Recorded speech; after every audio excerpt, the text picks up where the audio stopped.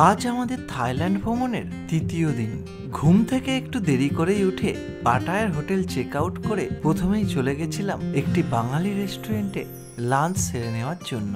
পাটায়াতে বাংলাদেশি একটি কাকুর রেস্টুরেন্ট এটি। এইরকম বাংলাদেশি, পাকিস্তানি, ইন্ডিয়ান অনেক রেস্টুরেন্ট আরে এখানে পেয়ে যাবেন। আমরা দিয়েছি এখানে ডাল দুটো 80 ভাত করে। থাইল্যান্ডের পাটায়াতে বসে এত গরম গরম বাঙালি খাবার খাবো সেটা ভাবতেই পারিনি। রুই মাছের কালিয়া 2 পিস নিয়েছিল 170 ভাত, আলু ভাজা ছিল 100 ভাটের, মিক্স ভেজ ভাজা ছিল 140 ভাটের, তার সাথে ছিল গরম গরম ডাল 80 ভাট করে পার প্লেট, এবং এক একজনের রাইস পড়েছিল 20 ভাট করে মাত্র, এবং তার সাথে নেওয়া হয়েছিল 80 ভাটের বিনিময়ে ডবল ডিমের একটি অমলেট। আমাদের জল আরে নিয়ে 4 জনের টোটাল বিল হয়েছিল 800 ভাট। অনেক দিন পর দারুণ সুন্দর বাঙালি খাওয়া দাওয়ার পর পাটায়া সমুদ্র সৈকত ঘুরে রওনা দিয়েছিলাম ব্যাংককের উদ্দেশ্যে। পাটায়া থেকে ব্যাংককের দূরত্ব 149 কিলোমিটার। দূরত্ব অনেকটা হলেও সময় মাত্র 2 ঘন্টা লাগে। পাটায়া থেকে ব্যাংকক যেতে আমাদের গাড়ি ভাড়া লেগেছিল 2200 ভাট। ট্যুর পিকারসি আমাদের গাড়ি অ্যারেঞ্জ করে দিয়েছিলেন। ঘড়ির কাঁটায় বিকেল 6টা 10, আর সেই সাথে আমরা এখন প্রবেশ করেছি থাইল্যান্ডের রাজধানী ব্যাংককে। থাইল্যান্ডের পাটায়া, ফুকেট, ক্রাবিতে সেই রকম কিছু জ্যাম আপনি পাবেন না, কিন্তু থাইল্যান্ডের রাজধানী ব্যাংকক হওয়ায় এইখানে সকালে অফিসে যাওয়ার সময় এবং রাত্রিরে অফিস থেকে ফেরার সময় কিন্তু রাস্তায় অনেক লম্বা জ্যাম লাগে। ঘড়ির কাঁটায় বাজে 6:45। এই রোডটাই হচ্ছে খাওসান রোড, আর এই খাওসান রোডের মধ্যেই আছে আমাদের হোটেল। পাটায়ার যেইরম ওয়াকিং স্ট্রিট, ব্যাংককের সেইরম পার্টির জায়গা খাওসান রোড। ওরে বাবা, কি খাচ্ছে! Can I take a picture? How much this one? One piece? 100 baht. সাপ, ব্যাং, কাংড়া বিছে, তেঁতুলে বিছে কি বিক্রি না হচ্ছে এখানে।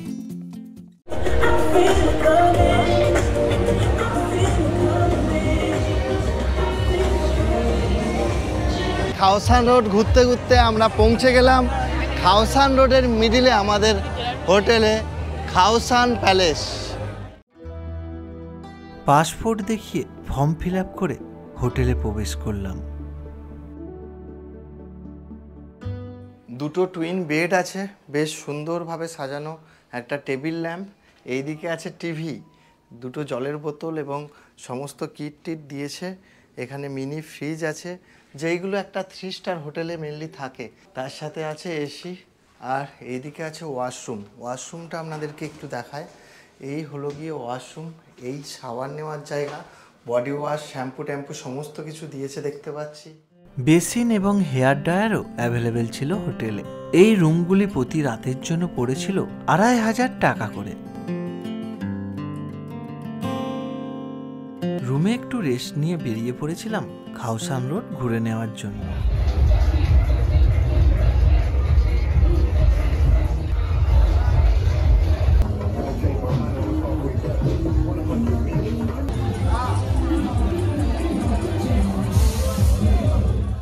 রাস্তার ধারে বিক্রি হচ্ছে মাত্র 40 টাকার বিনিময়ে টাটকা আখের রস।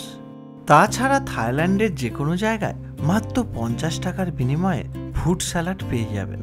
যে কোনো সময় খিদে পেলে এটি খেয়ে নিতে পারেন। হোটেলে প্রবেশ করার পরেই বেরিয়ে পড়েছি খাওসান রোডে কিছু খাওয়া দাওয়া সেরে নেওয়ার জন্য। চিকেন, এখানে কাবাব আছে, চিকেন উইংস আছে, চিকেনের লিভার আছে, এইটা বিফ টোটাল, এদিকে পর্ক, মিষ্টি মিষ্টি, ঝাল ঝাল না, এটা একটু কেমন লাগতে পারে আপনাদের, তাছাড়া বেশ ভালো খেতে। ব্যাংককে আসার পর কেনাকাটা সেরে নিচ্ছে 7-Eleven থেকে। নিয়ে নিলাম প্রথমেই জল, যেটা প্রয়োজন, 43 ভাটের একটা 10 লিটারের জলের বোতল। ওই দিন রাত্রিরে মাত্র 80 ভাটের বিনিময়ে এক চাও খেয়ে ঘুমিয়ে গেছিলাম। গুড মর্নিং, খাওসান রোড থেকে সকলকে স্বাগতম। ব্যাংককে আমাদের আজকে 4র্থ দিনের সকাল, আর এই 4র্থ দিনের সকালে আমরা বেরিয়ে পড়েছি ব্যাংককের মোস্ট ফেমাস সাফারি ওয়ার্ল্ড ঘুরে নেওয়ার জন্য। আমাদের জন্য চলে এসেছে প্রাইভেট কার। আমরা তিনজন সাফারি ওয়ার্ল্ডে গেছিলাম। আমাদের তিনজনের জন্য প্রাইভেট কারে আপ ডাউন, সাফারি ওয়ার্ল্ডের মেরিন পার্ক, সাফারি পার্ক এবং বাফে ইন্ডিয়ান লাঞ্চ নিয়ে তিনজনের জন্য পড়েছিল টোটাল 5,000 ভাট। এই সমস্ত বুকিংগুলো আমাদের ট্রাভেল এজেন্সি ট্যুর পিকার্সই বুক করে দিয়েছিলেন অনেকটা সস্তায়। আপনি চাইলে প্রাইভেট কার বুক করে সাফারি ওয়ার্ল্ডে গিয়েও টিকিট করতে পারেন। সেক্ষেত্রে আপনার প্রায় 1500 ভাট পড়ে যাবে, যাতায়াতের গাড়ি ভাড়া আবার এক্সট্রা। ব্যাংকক শহর থেকে সাফারি ওয়ার্ল্ডের দূরত্ব প্রায় 35 কিলোমিটার। ব্যাংকক সাফারি ওয়ার্ল্ডের ভেতরে দুটি পার্ক আছে, সাফারি পার্ক এবং মেরিন পার্ক। সাফারি পার্কে আপনি গাড়ির ভেতরে বসে থাকবেন, জীবজন্তু ওপেন খোলা থাকবে, আপনি গাড়ি থেকে দেখতে পাবেন। আর মেরিন পার্কের ভেতরে জীবজন্তুর গায়ে হাত দিতে পারবেন, ছবি তুলতে পারবেন এবং বিভিন্ন জীবজন্তুর শো দেখতে পারবেন। আমাদের ড্রাইভার কাম গাইড আমাদের টিকিট কালেক্ট করে দিয়ে দিলেন এবং বুকে একটি স্টিকার মেরে দিলেন বাফে ইন্ডিয়ান লাঞ্চের জন্য, এবং কোন টাইমে কি শো হবে তারও একটি চার্ট দিয়ে দিলেন হাতে। কেউ যদি ডাইরেক্ট আসেন তাহলে এখানে এসেও টিকিট কাটতে পারেন, টিকিটের ব্যবস্থা আছে। এক একজনের সাফারি পার্ক এবং মেরিন পার্ক নিয়ে 1500 ভাট পড়বে। আমাদের তিনজন এসেছি, 4,500 টাকা এমনিই লাগবে এখানে এসে টিকিট করলে। আমাদের গাড়ি নিয়ে বাফে লাঞ্চ নিয়ে পড়ছে 5,000 টাকা, ঠিক আছে। বাম দিকে ছোট্ট অংশটি হলো সাফারি পার্ক। মেনলি গাড়ির ভেতরে ঘুরবেন এবং খোলা জীবজন্তু দেখতে পাবেন, আর মেরিন পার্কে শো দেখতে পাবেন। এই শোয়ের টাইমিং এখানে দিয়ে দেওয়া হয়েছে, কখন কোন শো। প্রথমে আমরা হেঁটে হেঁটে মেরিন পার্কে প্রবেশ করলাম।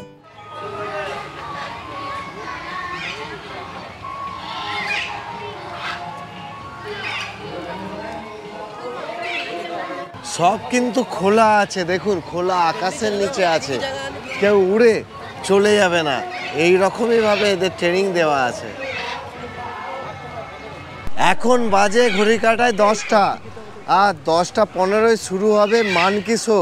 তো ওর জন্য দিয়ে দিয়েছে ম্যাপ, শিম্পাঞ্জি আঁকা আছে, এই রাস্তা দিয়ে যেতে হবে আমাদেরকে, গিয়ে এখানে গিয়ে বসতে হবে, তবে আমরা দেখতে পাবো।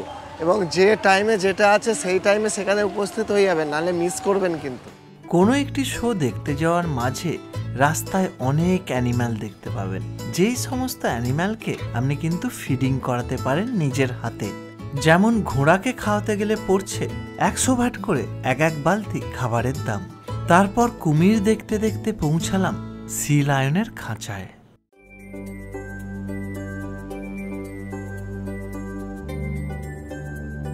টাইম টেবিলের কাগজগুলি যে হাতে দেওয়া হয়েছিল সেইগুলি রাস্তায় বিভিন্ন জায়গায় বোর্ডেও আছে, আপনি চাইলে মোবাইলে ছবিও তুলে নিতে পারেন। আমরা সাইনবোর্ড দেখতে দেখতে হাঁটতে হাঁটতে উপস্থিত হলাম ওরাঙ্গুটান শোয়ের গেটের কাছে।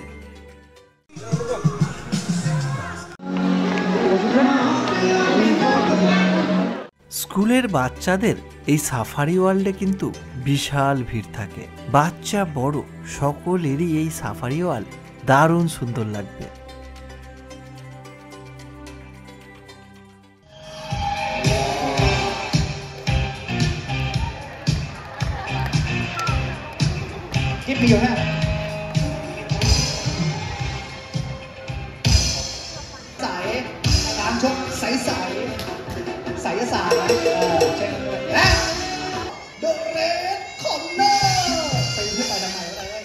এখন হচ্ছে ওরাগুটানের বক্সিং, বিভিন্ন কমেডি এবং দারুণ সুন্দর সুন্দর জিনিস নিয়ে এই সব শো সাজানো, কিন্তু দারুণ লাগবে আপনার। สายลมสิกามานะครับมีชื่อจริงว่าบุญเกิดอายุ16 ปีซึ่งคิดแกโอนเท่ากันนะฮะ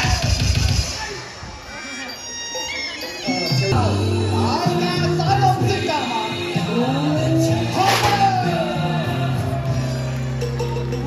เมื่อสเตปเชอร์ฟังลอรี่แอมบูเลนซ์สแตนบายโอเคเอาละโอเคนักมวยลงเปพร้อมเล่นเตะครับ এখানে বাচ্চা থেকে বড় সকলেরই দারুণ লাগবে, বাচ্চাদের তো খুব সুন্দর লাগবে। এত সুন্দরভাবে সমস্ত বন্য প্রাণীকে ট্রেনিং দিয়েছে, ওফ, ভাবা যায় না। এরপরের শোয়ের নাম কাউবয় শো, যেটি দেখার জন্য একটি নদীর ওপর দিয়ে গেলাম। আপনি চাইলে এই নদীতে রিভার সাফারিও করতে পারেন।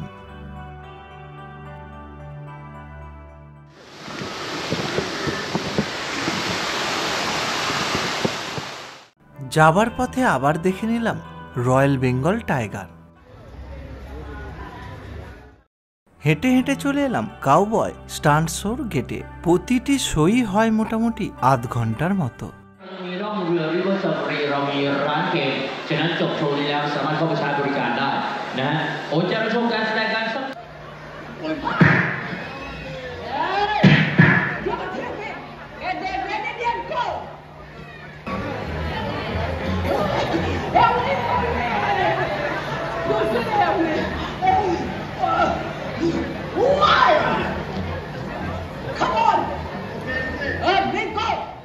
এই শোটা আমার অতটা ভালো লাগেনি, আপনারা চাইলে অ্যাভয়েড করতে পারেন।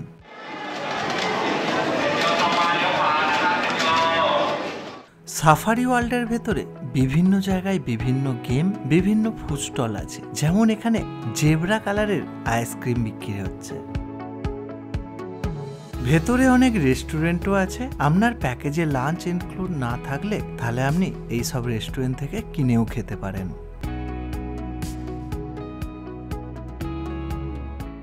বিশাল দুলছে কিন্তু এটা।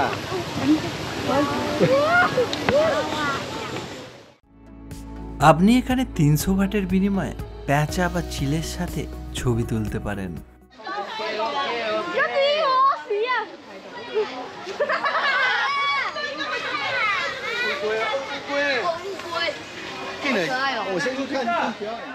আমাদের গাড়িতেই এখন সাফারি পার্কে আমরা ঘুরতে চলেছি শো দেখার মাঝখানে আমরা এখানে চলে এলাম, কারণ 4টের মধ্যে আপনাকে সাফারি পার্ক ঘুরে নিতে হবে, তারপর ক্লোজ হয়ে যায়। তো আপনাকে কিছু না কিছু শো স্কিপ করতেই হবে, সেই জন্য আমরা সি লায়ন শোটা বাদ দিয়ে সাফারি পার্ক এখন ঘুরে নিচ্ছি। 12টা বাজে। এরপরে এসে লাঞ্চ করব, তারপরে দেখব ডলফিন শো, যেটা সব থেকে মেন আকর্ষণীয় শো এখানকার। সাফারি পার্ক মানে আগেই বলেছি, আপনি গাড়িতে বসে থাকবেন, আপনার চারিদিকে খোলা জীবজন্তু ঘুরে বেড়াবে। সেটা বাঘও হতে পারে, সিংহও হতে পারে, আবার পাখিও হতে পারে। জিরাফ জিরাফ পাখি ভর্তি পাখি ঢুকে পড়েছি আমাদের গাড়ি। এখন চলেছে রাস্তার দুদিকে শুধু পাখি।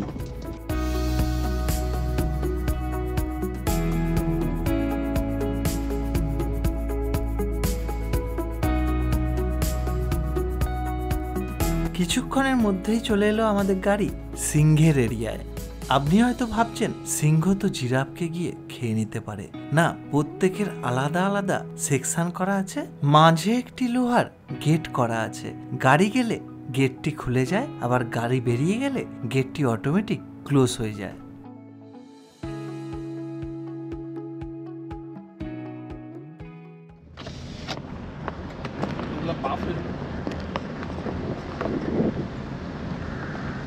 আর এমন ভাবে ঘুরে বেড়াচ্ছে, আমরা যদি এই দরজাটা খুলে এখন বেরিয়ে যাই না, তাদের গায়ে হাত দিতে পারবো, কিন্তু যাওয়া যাবে না।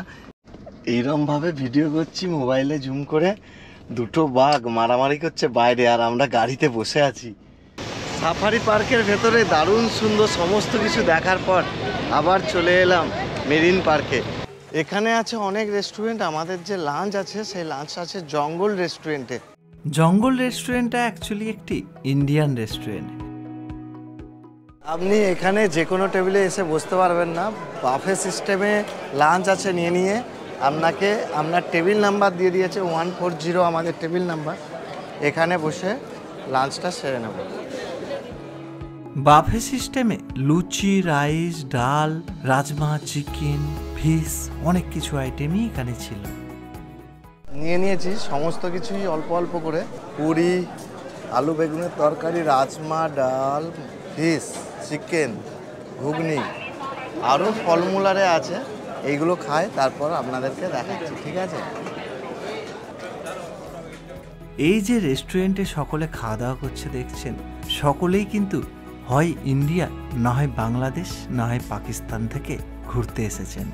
ফুড স্যালাড হিসাবে ছিল কলা এবং পেয়ারা, পায়েস বা ক্ষীর ছিল মিষ্টি হিসাবে, আর আইসক্রিমও ছিল তার সাথে।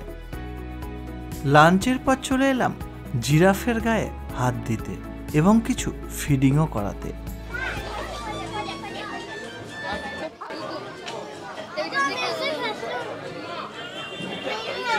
জিরাফ কত লম্বা হয় দেখুন, সেই সেখানে মাটি, সেইটা দিয়ে আমরা সাফারি করে গেছিলাম, এই গলা উঠিয়ে এখানে খাওয়াচ্ছে। মাত্র 130 ভাটের বিনিময়ে আপনি জিরাফকে গাজর খাওয়াতে পারেন।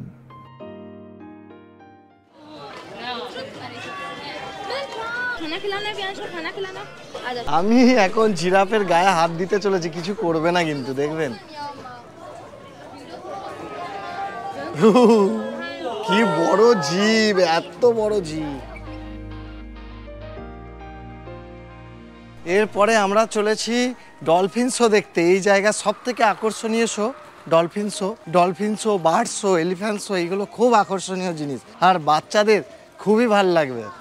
বাচ্চাদেরকে নিয়ে এখানে অবশ্যই আসবেন।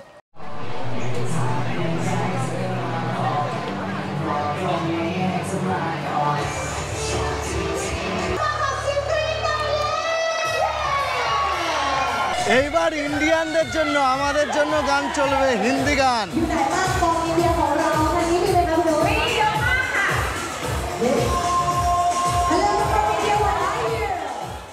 অন্য একটি দেশে গিয়ে ইন্ডিয়ান গান শুনে সত্যিই খুবই ভালো লাগছিল।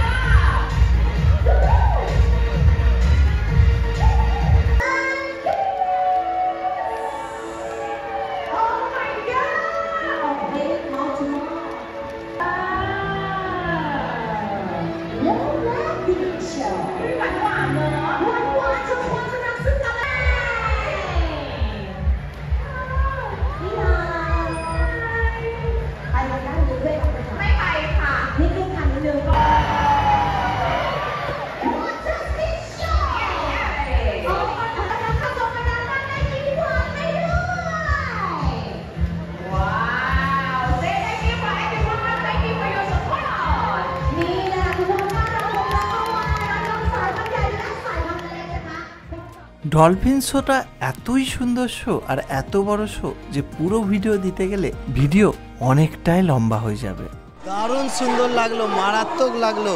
আপনি চাইলে ডলফিনের সাথে ছবিও তুলতে পারেন, 500 ভাট এক একজনের।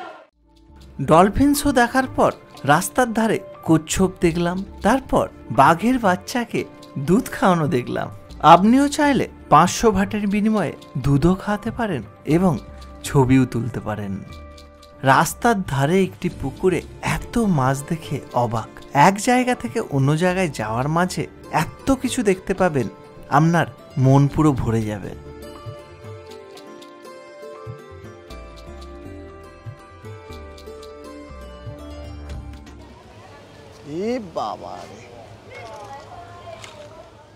এইবারের শো আমাদের স্পাইওয়্যার।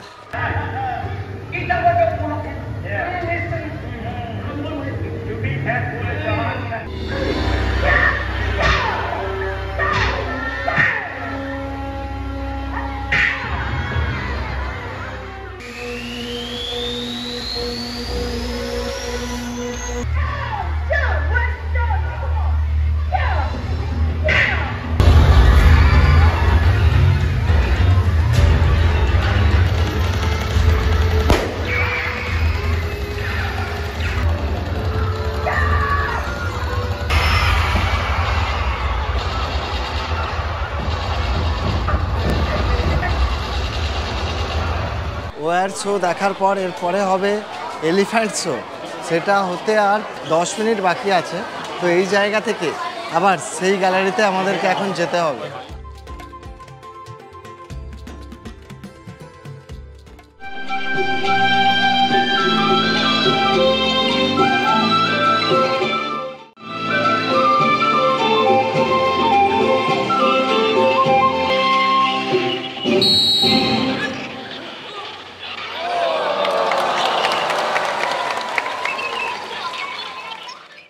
তারপরে হলো দুটি হাতিকে দিয়ে বল ছোড়ানো।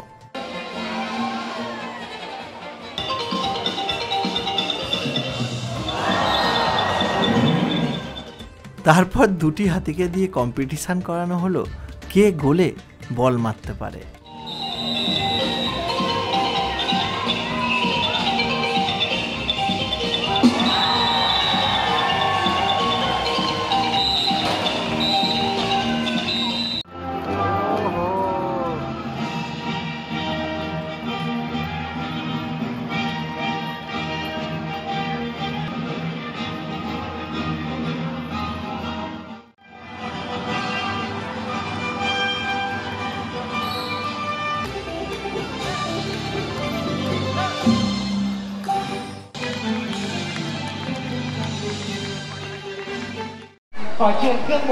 হাতির পিঠে এরম চড়তে গেলে আপনার লাগবে 300 ওয়াট। এরম চড়তে পারেন, ছবিও তুলতে পারেন।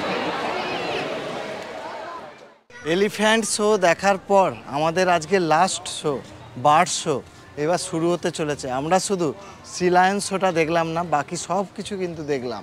তো এই হচ্ছে বার্ড শোয়ের গেট।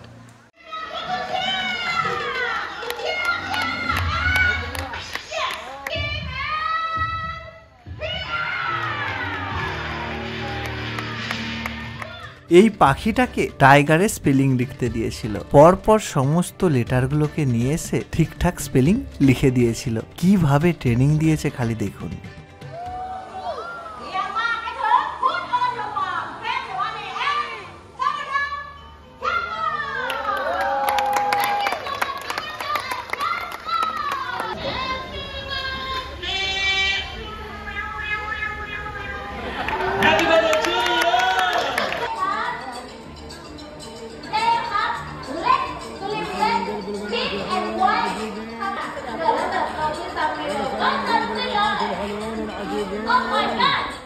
পাখির শো অনেকক্ষণই হয়েছিল, ময়ূরের পেখম মেলা থেকে শুরু করে আরো অনেক কিছু, কিন্তু অতটা ভিডিও করতে পারিনি।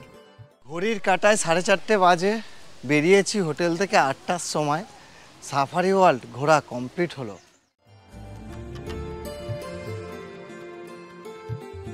সকালে যে গাড়ি আমাদের হোটেল থেকে পিক আপ করে নিয়ে এসেছিলেন সেই গাড়িই দাঁড়িয়েছিলেন আবার আমাদের হোটেলে ছেড়ে দেওয়ার জন্য। 35 কিলোমিটার রাস্তা, যাওয়ার সময় লেগেছিল মাত্র 1 ঘন্টা 10 মিনিট, ফেরার সময় লেগে গেছিল প্রায় 2.5 ঘন্টারও উপর। ব্যাংককের জ্যাম, বাপ রে বাপ। 5টার আগে গাড়িতে উঠেছি, এখন বাজে 8:18। এই পৌঁছালাম আমাদের খাওসান রোডে। ওই দিন রাত্রিরে তাড়াতাড়ি খাওয়া দাওয়া সেরে ঘুমিয়ে পড়েছিলাম। পরবর্তী ভিডিওতে আসবো বন্ধুরা ব্যাংককের লোকাল সাইট সিন নিয়ে। ততদিন ভালো থাকবেন। এই ভিডিওটি ভালো লেগে থাকলে অবশ্যই একটি লাইক করে দেবেন। চ্যানেলে নতুন হয়ে থাকলে সাবস্ক্রাইব করতে ভুলবেন না কিন্তু। ধন্যবাদ ভিডিওটি দেখার জন্য।